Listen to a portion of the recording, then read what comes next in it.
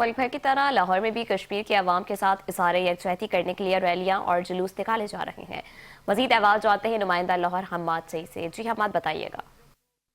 میں لاہور کے مال روڈ پر موجود ہوں، جہاں پر 5 فروری جو یوم کشمیر ہے، اس حوالے سے بڑی تعداد میں لوگ جو موجود ہیں، لوگ گھروں سے نکلے ہوئے ہیں کشمیریوں سے اظہار یکجہتی کے لیے۔ کشمیر کیا ہے؟ کشمیر جو ہے وہ دنیا کا ایک خوبصورت ترین علاقہ ہے، جہاں پر کہ انڈین فوج نے 7.5 لاکھ انڈین فوج نے قبضہ کیا ہوا ہے، اور بھارتی حکومت وہاں پر لوگوں کو جو ہے وہ پابند سلاسل کیے ہوئے ہیں، ان کے گھروں کو جیل بنا دیا گیا۔ کشمیر جہاں پر دنیا کی 8 بلند ترین چوٹیاں موجود ہیں، ایک طرف خوبصورت پہاڑ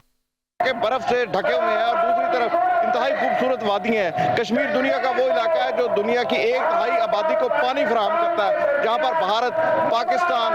جو ہے وہ بنگلہ دیش، افغانستان، ایران، جہاں پر پانی چین تک پانی جاتا ہے، اور یہ خوبصورت آبادی جو ہے وہ بھارتی ضد اور بھارتی ہٹ دھرمی کے سامنے مجبور ہوئی ہے، اور آج کا مہذب معاشرہ جو ہے، جہاں پر اقوام متحدہ ہے، OIC ہے، جہاں پر اتنی قراردادیں